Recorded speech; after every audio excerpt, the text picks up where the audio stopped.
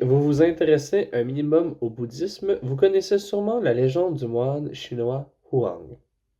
Le moine, qui est accompagné de trois protecteurs mythiques, se lance dans un pèlerinage en Inde pour amener de nombreux sutras en Chine. Les sutras sont des textes canoniques bouddhistes. C'est à partir de cette collection de sutras qu'est fondé le Tripitaka chinois et ainsi l'apparition du bouddhisme en Chine. Cependant, selon le Tripitaka japonais, l'apparition du bouddhisme en Chine ne s'est pas du tout déroulée ainsi. Ce que nous raconte Huang Chao dans la légende L'itinéraire d'Ukong. Ce récit raconte le pèlerinage d'un moine chinois dans le pays de Bouddha. En 1895, M. Ryono Fujima offre à la société asiatique une version du Tripitaka japonais. En consultant l'ouvrage, les membres du journal se rendent compte qu'il y a beaucoup de légendes de ce Tripitaka qui ne sont pas présentes dans la version chinoise. Notamment, l'ouvrage de l'itinéraire d'Ukong. C'est l'indologue Sylvain Lévy et le sinologue Édouard Chavannes qui vont s'atteler à la traduction de ce texte. Il est important de spécifier que pour l'instant, ce sont les deux seules personnes qui ont fait des études sur cette œuvre. Il n'y a aucune autre étude, du moins occidentale, qui s'attarde à l'itinéraire d'Ukong. Donc ma seule source date de 1895. C'est pas une œuvre connue. Nous sommes durant la dynastie Tang au 8e siècle en Chine. Une délégation du royaume de Qiping vient demander à l'empereur Yuanzong une alliance entre les deux royaumes. Pour convaincre l'empereur, il propose à ce dernier d'envoyer une délégation dans le royaume pour connaître leurs coutumes et leur culture. C'est ainsi que l'empereur chargea son eunuque de se rendre avec une escorte dans le royaume de Qiping. Parmi les soldats qui escortent l'eunuque, nous retrouvons notre cher Wukong. Cependant, arrivé au royaume, Kong tombe gravement malade et il ne peut retourner avec l'eunuque en Chine. Il est donc abandonné. Malade et abandonné par les siens, Kong a durant sa convalescence une vision de Bouddha. Durant cette étrange rencontre, Kong comprend qu'il doit suivre la voie du bouddhisme pour comprendre le sens de la vie.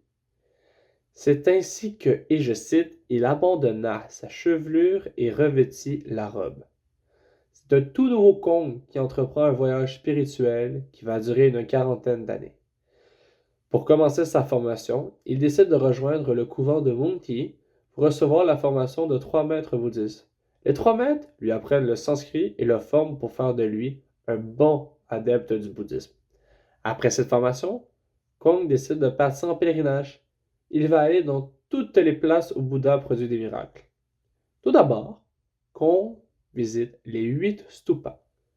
Les stupas sont des tumulus qui servent à garder soit une relique corporelle de Bouddha ou un objet sacré en rapport avec le bouddhisme.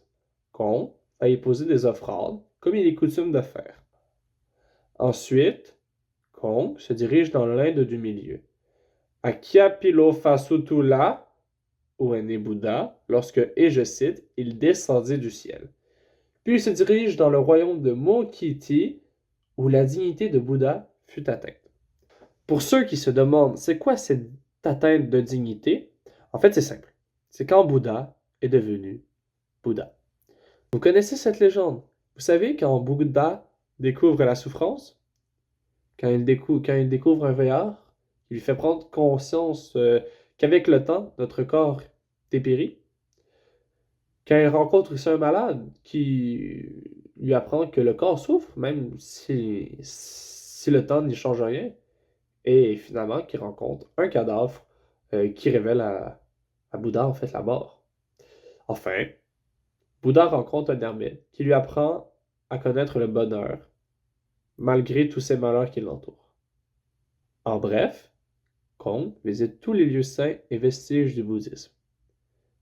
Mais bon, après avoir passé plus de 37 ans loin de chez lui, Kong commence à s'ennuyer de son pays natal et de sa famille. Alors, Kong retourne voir le Dalai Lama. Oui, j'ai oublié de le dire, mais à un moment donné, dans l'histoire, il le rencontre. Il lui demande s'il peut, après tout ce qu'il a fait pour lui et Bouddha, retourner chez lui. Le Dalai Lama lui dit non. Puis, Kong lui redemande une deuxième fois. Toujours non. Une troisième fois, et c'est encore non. Et après, on peut se dire que c'en est fini de Kong et de sa famille, mais non, parce qu'il va demander une quatrième fois, et là, le Dalai Lama lui dit oui. Mais le Dalai Lama voyant partir le plus grand disciple qu'il n'ait jamais connu, décide de lui offrir un cadeau. En pleurs, oui, en pleurs, le Dalai Lama va offrir tous les sutras qui vont fonder le futur Tripitaka japonais, ainsi qu'une dent, la dent de Bouddha. Pour ce qui est du retour, on peut se dire que Kong a envie de revoir sa famille le plus vite possible et de prendre le bateau par la mer et prendre la mer, mais non, parce que c'est pas drôle. Donc Kong va décider de prendre une caravane et de faire le chemin jusqu'à chez lui, ce qui va lui prendre 3 ans. Après avoir finalement arrivé en Chine, il remet les reliques à l'empereur. Ce dernier est surpris du retour de ce simple soldat qui revient après 40 ans d'absence. L'empereur le récompense d'avoir ramené le bouddhisme en Chine et décide de faire de lui un fonctionnaire adjoint au sein de son gouvernement. Cependant, Kong trouve qu'il est indigne de cette attribution et décide après un certain temps d'abandonner ses fonctions et de retourner chez lui. Arrivé chez lui, il constate que toute sa famille est morte et que même des arbres ont eu le temps de pousser sur leur tombe. Kong regrette de n'avoir pas été là pour ses parents, mais il se dit que ça a été une sacrée aventure. Ainsi se termine le voyage de Kong, un voyage qui a duré plus de 40 ans. Mais que retenir de tout cela?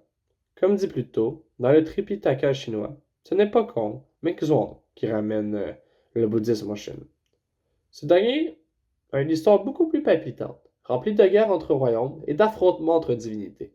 Cependant, est-ce qu'il faut pour autant délaisser le récit de Kong? Non. Il reste tout de même un récit fondateur du bouddhisme.